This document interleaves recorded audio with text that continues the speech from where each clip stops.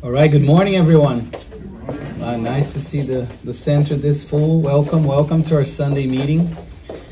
It is always, like I said, I always say it's an honor, and it makes me very happy to be able to be here with everyone today and exploring such an interesting topic and seeing some familiar faces and some friends. And today, it's Easter, so we will talk about Easter, but we're gonna talk first about what happened a couple of days before what's actually Easter. And the title specifically is The Cross and the Christ. And the Christ is there because the word Christ comes from the Greek word Christos, which is translated into Messiah. It came actually from the Hebrew word Moshiach, which is also Messiah. So it means the anointed one. So we go, means the anointed one. So the Christ means the anointed one, the chosen one, our dear master. So that's why there's this title, and we say Jesus Christ, but also the Christ. But what about the cross? What about the crucifixion itself? Like I said, we're going to go back a couple of days before the resurrection. What about the cross itself made it so important for everybody that follows the teachings of the Master? Why did the Master choose, because he definitely chose, that specific vehicle to give a certain message to the world? And if we go to this book here, Psychograph by Divaldo, this is a book by Amelia Rodriguez.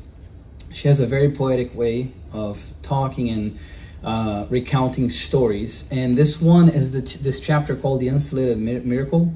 And in this specific chapter, Amelia Rodriguez is going to tell us that Jesus, after he came back to Nazareth, after a while that he has been out on the road and just performing miracles and gathering some sort of fame, he came back to the temple in Nazareth, and he attended the Saturday service there.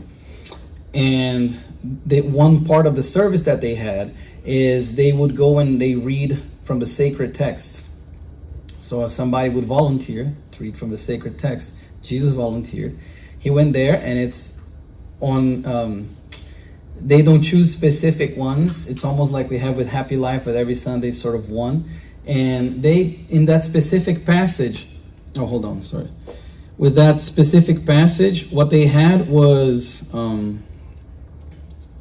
because I have some of the notes there. With that specific passage, was when he was back, in Capernaum. So he went from Nazareth back to Capernaum. And what the passage said was, the Spirit of the Lord is upon me because he has anointed me to preach good news to the poor. He has sent me to proclaim liberty to the captives, to recover sight to the blind, to set at liberty those who are oppressed, to proclaim the year of the Lord's favor. And then after he reads that, which is a passage talking specifically about a Messiah in their religious beliefs, he says, today this scripture has been fulfilled in your hearing, in me, the one foretold. I am the one who was expected. So I am this Messiah. I am this anointed one that the scriptures that we just read talk about. But that didn't sit very well with the people there, because they were looking at one another, and this person is saying he's the anointed one, he's the Messiah. Isn't that the son of Joseph, the carpenter?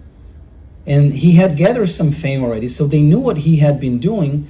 So they started to become very, very furious with Jesus, because Jesus kept saying that, and he kept going and talking about charity and giving examples, and then people started to call him blasphemer. Perform a miracle for us then. And they became so fed up with him that the crowds, enraged, took him out, and there was this precipice in Nazareth, and they wanted to push him off the precipice. They wanted to say, you're not going to be blaspheming no more. You need to, we're going to end you right now. False prophet and all of that. They were very angry. So what happened? Jesus, in that situation, being with that meek personality, even in that situation, he did not let people push him off the cliff. He looked at everyone. He started with his words. He calmed them down, and Amelia says that he straightened his robes and he walks, and nobody tries anything against him.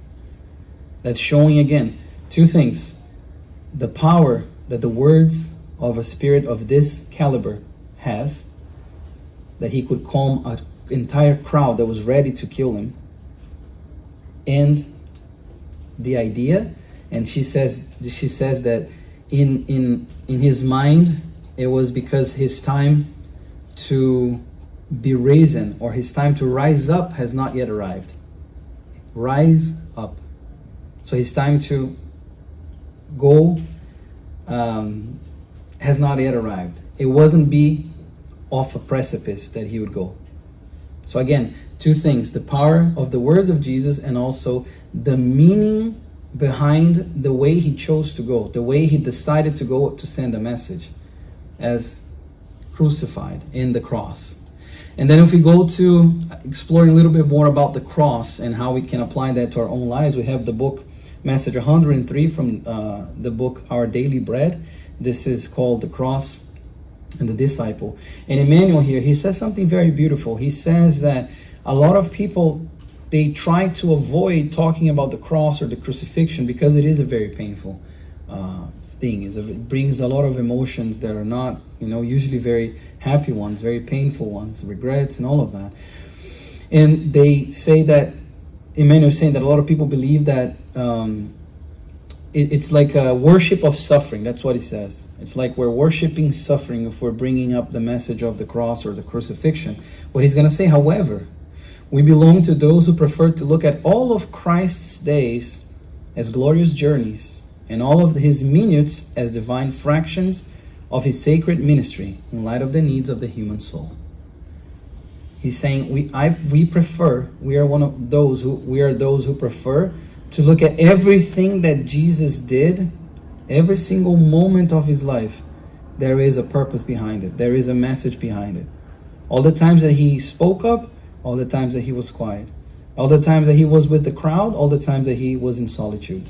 All of those, he's saying there is a message there. And why wouldn't the cross, which was such a pivotal moment in his passage here on earth, why would that have no message or no sublime message? Because everything Christ did had a sublime message behind that. And he says even every hour of his presence amongst his creatures is clothed in striking beauty, and the instant of the shameful cross is replete with symbolic majesty.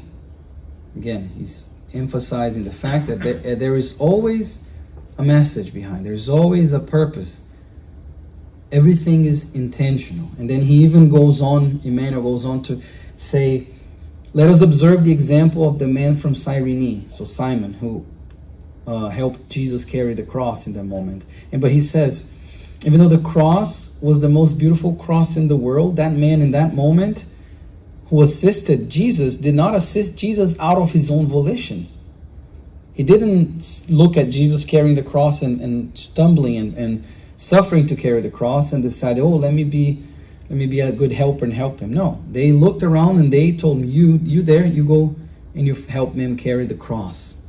So Emmanuel is, as always, he closes his messages with food for thought, with something for us to reflect upon. And he says in this one that, how even today most men and women accept the obligations inherent to their own duties because they are forced to.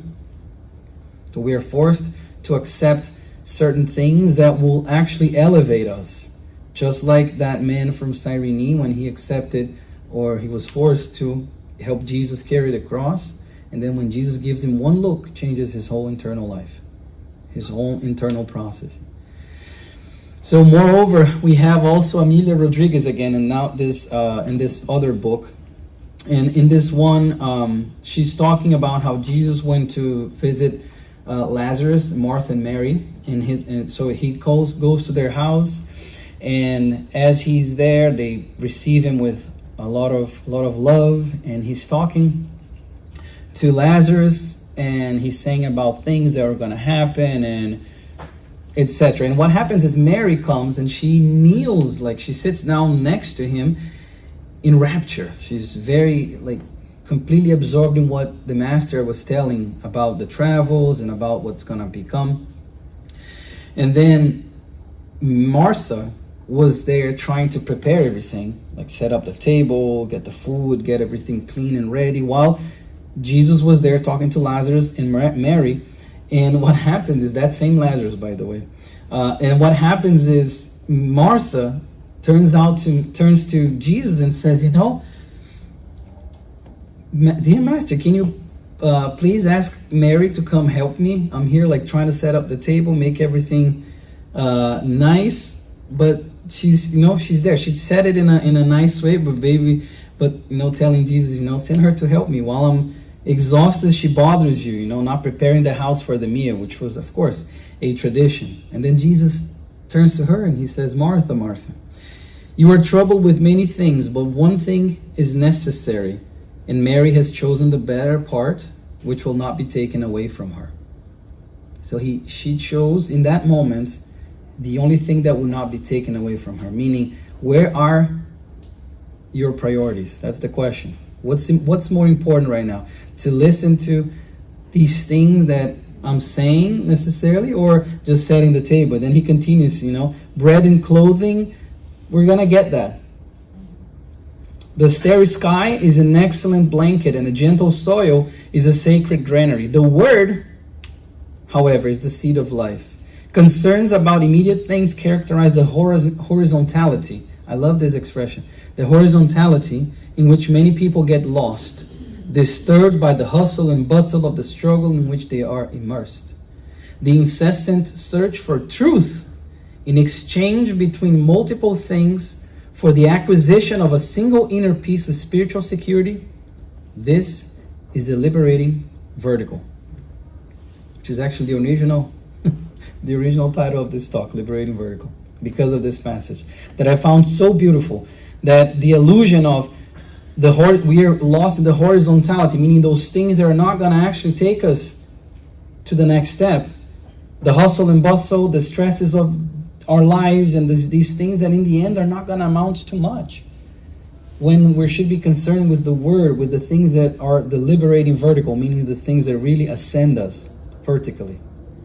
Which I think was a nice way that he put there. And then now we go to Chico Xavier and Humberto de Campos, where he says in this book, he says that it was then that the celestial benefactor, caressing the very cross that Simon had begun to carry, Simon that helped him, felt in it a precious sprout of hope, with which the loving Father graced his testimony, so that the seeds of spiritual renewal would bless humanity.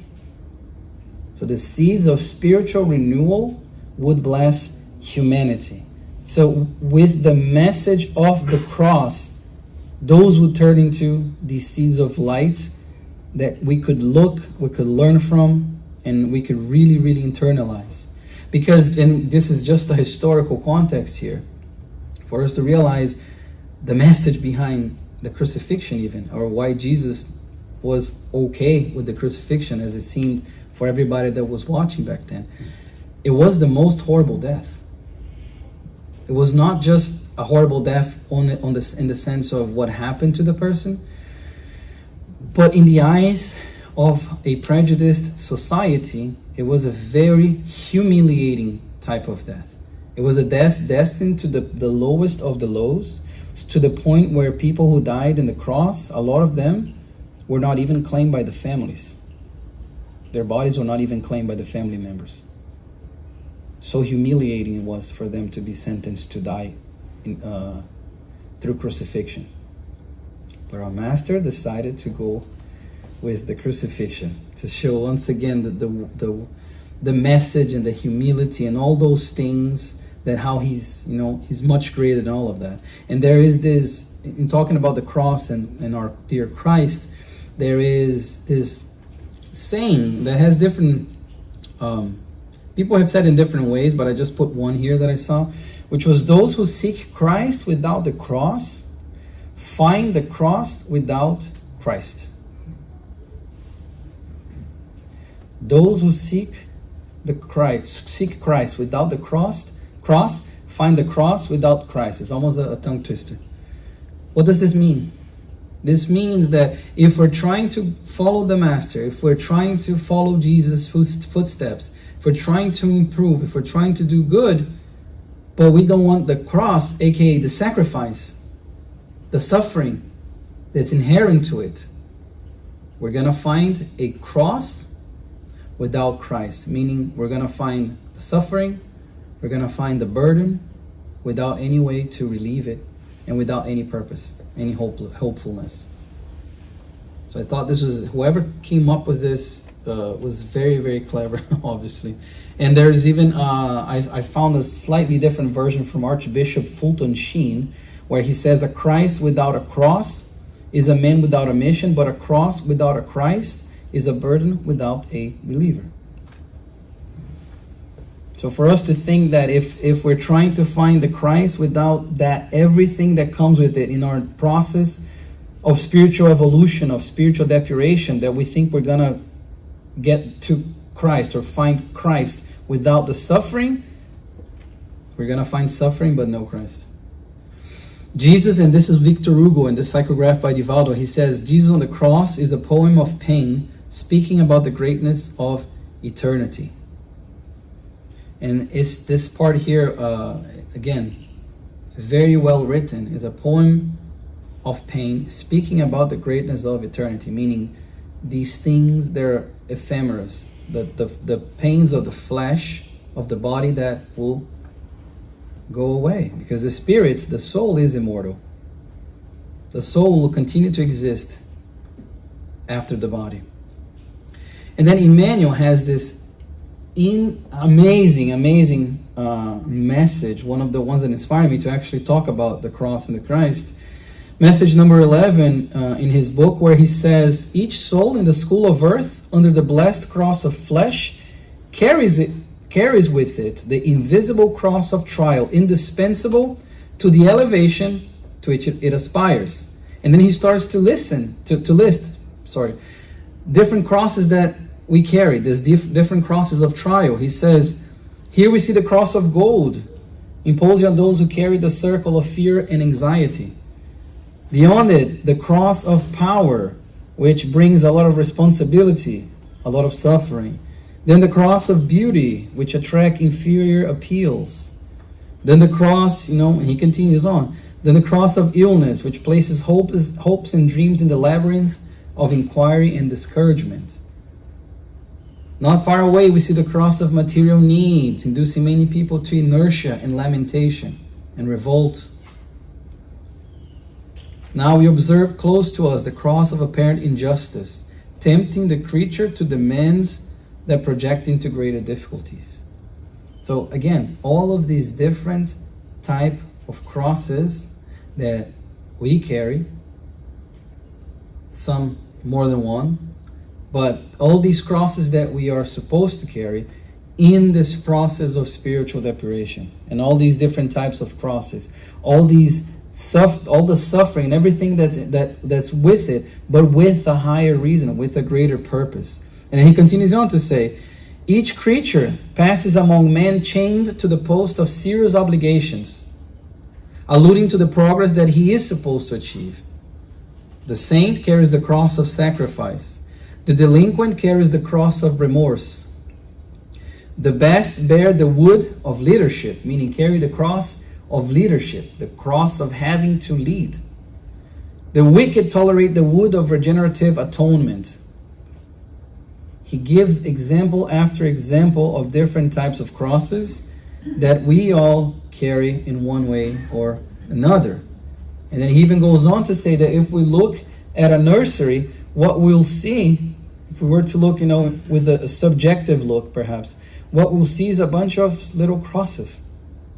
Because each being that is reincarnates with a cross of their own.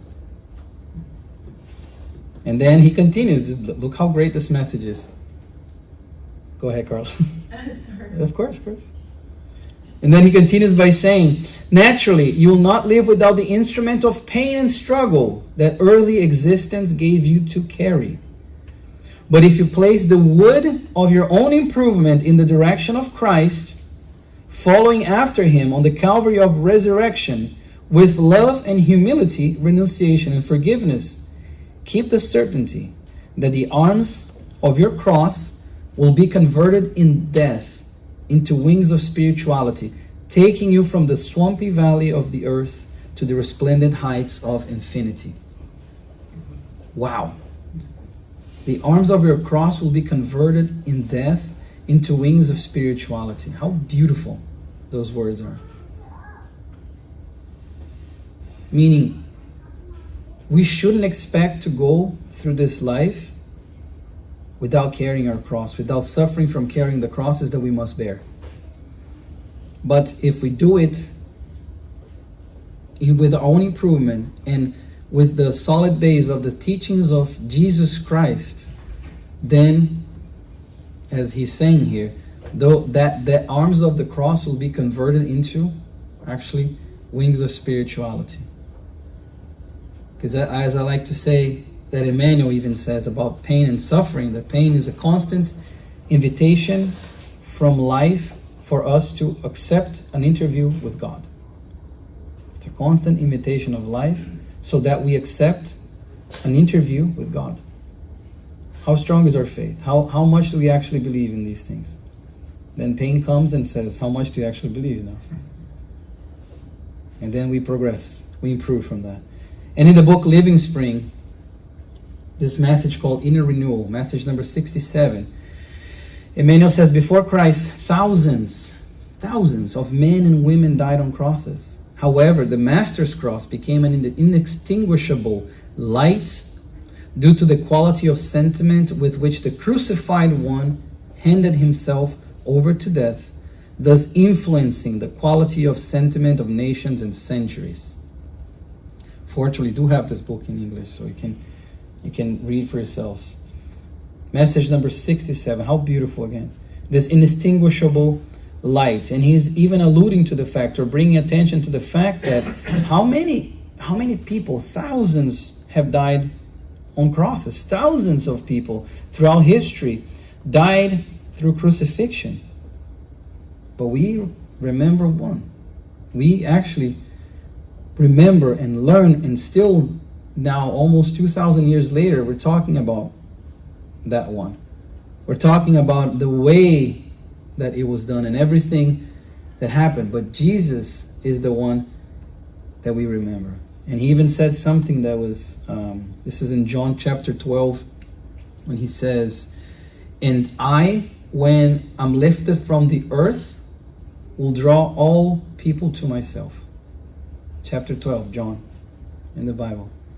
And I, when I'm lifted up from the earth, what is he talking about? Lifted up from the earth. Again, this, for us to realize that he foresaw these things. He was a spirit, or he is a spirit, that was here even before the earth was here, 4.5 billion years ago. The higher we climb, and this is an analogy that they make, the higher we climb in a mountain, the more we can see the path ahead. So he's saying, when I am lifted up from the earth, I will draw all people to myself with the message of the cross. The message of the cross, Emmanuel is also going to say on another passage in the Living Spring, has always been dolorous. A voice that was at first disagreeable and incomprehensible descended from Calvary to the world. If we repeat the message of the cross to our brothers and sisters who are drowning in the flesh, they will call us insane. But all of us who, due to the warnings of a renewing faith, have been saved from worse falls are told that during the bitterest of trials, the disciple goes to the Master just as the Master went to the Father in the hidden glory of crucifixion. Once again, this idea that there was this very strong message there for us that still lasts nowadays, and we're still trying to understand. We're still trying to, after we attempt to understand, to apply it. And Paul in Corinthians, he says, for the message, I like this, for the message of the cross is foolishness to those who are perishing, but for us who are saved is the power of God. It is the power of God. So again, understanding what is the message of the cross. What do we get from that? And then in this book that we thankfully now have in English, Words of Eternal Life, also part of the Living Spring collection. This is psychographed by Chico, by the words of Emmanuel. He says that pain is a process, perfection is the end. So, walkers of evolution or redemption, each one has his cross. And to accomplish or to compensate, life asks for a price. No one conquers something without making some effort. And no one redeems this or that debt without suffering. Pain is the process. Pain is this instrument. Perfection is the end, because as spirits, we were created perfectly, but imperfect now, in a state of imperfection now. But we are all marching towards plenitude. We're all marching towards that, which is going to take billions of years. But we're all marching towards that. Pain is the process, but perfection is the end. So he's saying, let's not expect to accomplish anything without some degree of sacrifice, some degree of suffering, some degree of pain to teach us the right ways. Thus, let us have the indispensable courage to follow the Lord in our eagerness for resurrection and victory. Still, for this, let us not forget that we will have to abandon the encroaching selfishness and take up our cross. Abandon the encroaching selfishness, as we learn in the Spirit's book.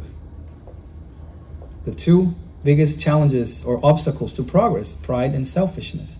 So he's saying, let us abandon this encroaching selfishness and take up our cross. Because even as Joanna says in Happy Life, forget the number of the message now, but she says, the friend on the road may be a Cyrene to you, meaning like it can help you carry your cross.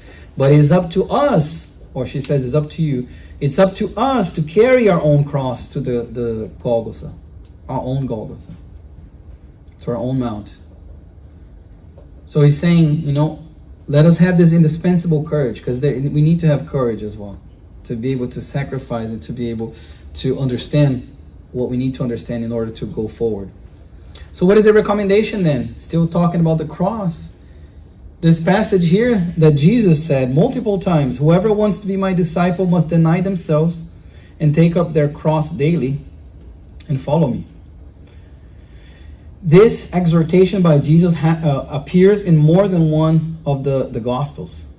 This appears twice in Matthew. Appears in Matthew 10 and Matthew 16. Slightly different. And it appears also in Mark 8. And I chose Luke specifically because the one difference that Luke has between the other ones is the word daily. Because the other ones, when they wrote, it says, whoever wants to be my disciple must deny themselves, take up their cross and follow me, which is perfectly fine, obviously. But I just love the addition in Luke of the word daily. Every single day. So let's understand now. Let's break up this into three parts. Deny themselves, take up their cross daily, and follow me. These are three different actions. These are three different parts of the same recommendation. So deny themselves, take up their cross daily, and follow me. So let's look at the first one, deny themselves. This idea of denying themselves, and of course, we're just going to do ground strokes here on what that means. But the idea here of denying ourselves or denying themselves, meaning denying the things that the world tries to pull us towards, this materialistic side of us. Denying ourselves, meaning denying our very strong selfish tendencies still. Or prideful tendencies. This is the denying themselves. This idea that we're not going to reach the plenitude, we're not going to be able to fully take up our cross to follow Jesus if we don't first deny ourselves, meaning conquer that parts of us that are still holding us back. If we think of the world back then and still the world now, we saw how many people wanted to follow Jesus, but then when he would say, give all your things away and come with me? They didn't. A lot of them did not. A lot of them did not have the courage to deny themselves, to deny the pull from a society that was and still is very much materialistic. And the second one, take up their cross daily. So this is the idea of the willingness to sacrifice, to face the hardship, to face these persecutions, which nowadays, it's not even that type of persecution that was violent back then, thankfully. But nowadays, even with social media, with the internet, with everybody looking at us, understanding that when you do something like that, there will be persecutions for you taking up your cross, for you looking at your suffering with a resigned look. Practice resignation, practicing patience, and understanding as well that the cross, a profound symbol, I put it there, of willingness to face the difficulties, persecution, and challenges that may arise on the journey of faith. Taking up the cross is understanding that the Christian life is not without sacrifice and commitment, but that it is also full of hope and redemption. Taking up the cross, getting that cross, that instrument of pain and torture, of humiliation, but that's also the one that our Master Jesus accepted. Each disciple of Christ, as we've seen with Emmanuel, time and time again, carries a unique cross, and it is up to them, to us specifically, individually, to carry our own crosses. Follow me. That's the third part of the exhortation. Follow me? What way? And then I bring Emmanuel for this one. There are learners that do take up their crosses of redemptive trials, but they do not follow the Lord. They give in to their rebelliousness by hardening their hearts and running away. So the following me means understanding this process, understanding what's necessary, and through our actions actually following the Master, actually following and attempting to do what he had told us to do. That's the follow me parts. But now we go from that fatidic, terrible Friday to Sunday to the resurrection. Today is Easter, so let's talk about Easter a little bit. The idea that, Easter, there's the Jewish Passover, and the idea that there's this week of celebration, everything. So what was happening, just to give a little timeline, on that Thursday night, they went and at night they were praying, like Jesus went to pray, but then the disciples fell asleep, and then they came and they arrested him. And early Friday morning, they took him, they beat him, humiliated him. So it was the whole back and forth. And then he was crucified, they say around 9 a.m. And then what happened was he died like in the afternoon on that Friday. So then Saturday he was there. A lot of the disciples, a lot of the people who followed Jesus were in mourning. But then on Sunday morning, when some people went to visit the tomb, because Joseph of Arimathea was the one who provided the tomb, because remember what I said, it was very humiliating for even the families to claim people who were crucified, but then this person decided to offer their own family place for Jesus's body to rest. But then when they went there to the tomb, what happened? And then we have different recounts here, and I just wanted to mention, that the Gospels, they differ on who actually was there and what they actually saw when they were there. But the idea, to give the general idea, was that what happened was there was the body of Jesus, the body itself was not there. They had that's why the image there in this painting they had the clothes and not the clothes, but the wraps were still there and everything, but Jesus himself was not there. And then again, whatever some say they saw two young people, other an angel, other the person dressed in white and all of that. But what happened was after that they came. They had some people even, I forgot to mention, Saturday night, they had somebody, a Roman soldier actually was sent there to verify the tomb, and everything was closed. Nothing had been done to the tomb. But then they go Sunday morning, the body's not there anymore. But the idea was that this resurrection, that's why they said, because then Jesus appeared afterwards to different people at different places. And again, their recounts do differ in this respect, but He appeared to the disciples. He appeared in the road to other disciples. He appeared to Mary as well. He was alive. And they said, the resurrection, the idea of the word resurrection also is something that relates to this resurgence. So this rising again, resurge. And the idea of the resurrection is one that's inextricably linked with the idea of the immortality of the soul. Of the body perishing, but the soul staying, the soul remaining, the soul keeping its own individuality. And there is talk even in Judaism about resurrection. But Emmanuel also brings to our attention that the word resurrection, this resurgence, is incomplete for the full definition that what it actually entails. Meaning like the language, especially this ancient Hebrew, was very limited to some extent in the words. And this one is one of those. So he's saying, there is this idea of this getting up or rising up and resurge that is linked to the word resurrection. And then if we go to Corinthians here, I got some passages that Christ died for our sins in accordance with the scriptures, that he was buried, that he was raised on the third day in accordance with the scriptures. So there are a few, no direct actually quote from the ancient scriptures about resurrecting on the third day, but there's a lot of 3 days after, there's a lot of the number 3, there's a lot of things like that, and there is mention of resurrection. So even for the people back then, for the people of that specific faith, it shouldn't have been such a big surprise. And for some, it wasn't. But for the disciples of Christ, it was a big surprise, because even though they have been following the Master, they have been seeing all the miracles, they have been seeing everything that unique spirit, higher spirit was able to do, they still doubted. And we have Thomas, that comes back when they say, hey, Jesus was here with us, he appeared, and Thomas comes back, or Didymus was his other name in Greek actually. He comes back, and there's the whole, the famous scene where Jesus says, touch my wounds, Because he says, I'll believe if I touch his wounds. And Jesus wasn't there anymore. But then when later on, Jesus comes and says the same thing that he said, that Thomas said to the others, when Jesus had been gone. He says, touch my wounds.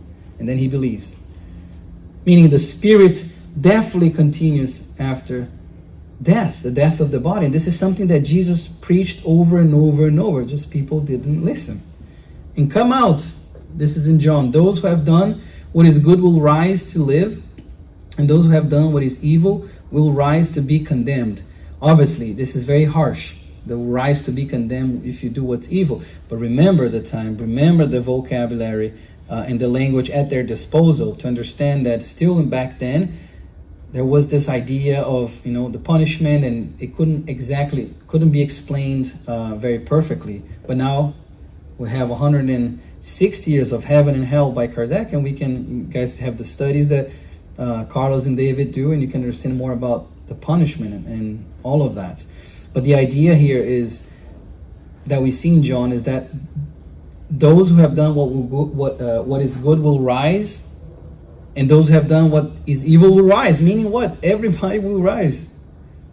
The soul will continue. The life will continue after death.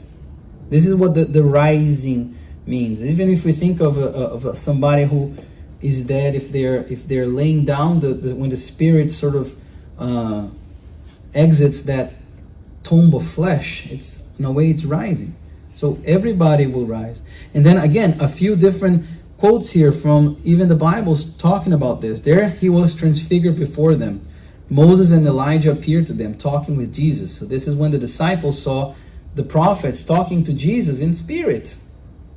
How is that possible? Their bodies had long been dead, but they were there talking with Jesus, obviously, because the spirit continues after the death. And then in Luke we have the story of the rich man and Lazarus. It's almost like a parable in which there was, I'll be very brief with this one, in which there was this rich man and there was this beggar named Lazarus who used to live at his gates, and this rich man had everything in abundance, all the material needs and all of that.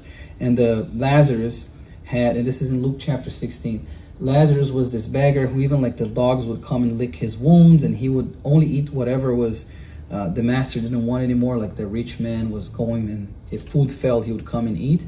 But after they both die, Lazarus, like the rich man, sees Lazarus up there in heaven, and Lazarus and the rich man is below. So they start saying, hey, come and tell me, like, come talk to me, come help me. And there's a whole conversation that happens. But the idea is that these two souls continued after they perished from their material bodies.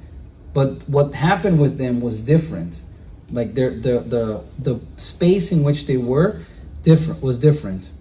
And in John 14, in my Father's house are many rooms, or are many mansions, depending on the translation. Why? Why did he say that? Why are there many mansions, many rooms? Before they used to say that it's either heaven or hell. Only 2 rooms in a way. No, there are many rooms. Why also, if the soul doesn't persist after death, why would there be many rooms in God's house? Jesus over and over alerting us about the immortality of the soul. And then bringing to Spiritism specifically, in Kardec, we have in the books by Kardec, we have mentions about that, and about explanations about the resurrection and what actually happened. And in the Medium's book, Kardec says certain spirits, especially highly evolved ones like Jesus, can momentarily render themselves visible through the condensation of their perispirit, creating the appearance of a body. So when they saw Jesus there, and Jesus appeared to the principals, to the disciples, and he walked among them, he talked with them, what they saw was a body. But it was the perispirit, this condensation of the cosmic fluid, that spirits like Jesus can do it with no effort whatsoever because of their degree of evolvement or evolution. So what they saw was that. It was not the flesh itself. It was not the body of flesh itself. That one had perished. In the Genesis, we have this idea that Kardec addressing the post-death appearances of Jesus and analyzing them not as a resurrection of a physical body, like I said, but as manifestations of his spirit using the perispirit. So the manifestation of what he could do, so he could show them himself to them, speak to them, even he could even touch him. And then in the Gospel according to Spiritism, chapter 15, the resurrection of Jesus was not the return to physical life in the same body, but a manifestation of the spiritual existence that awaits all after death. So this idea then that with this knowledge, this idea that Easter, like the resurrection, is not the celebration of a miraculous return of the flesh to life, but the reminder of the immortality of the soul and the spiritual life that continues after death. And I want to close with this passage that's one of my favorite ones ever. I am the resurrection and the life. He who believes in me, though he die, yet shall he live. And whoever lives and believes in me shall never die. Do you believe this? That's what he told one of Lazarus' sisters. And this is in John 11. He's saying, shall live forever, because the soul is immortal. So with that, I wish everybody a blessed week and a very happy Easter. Thank you.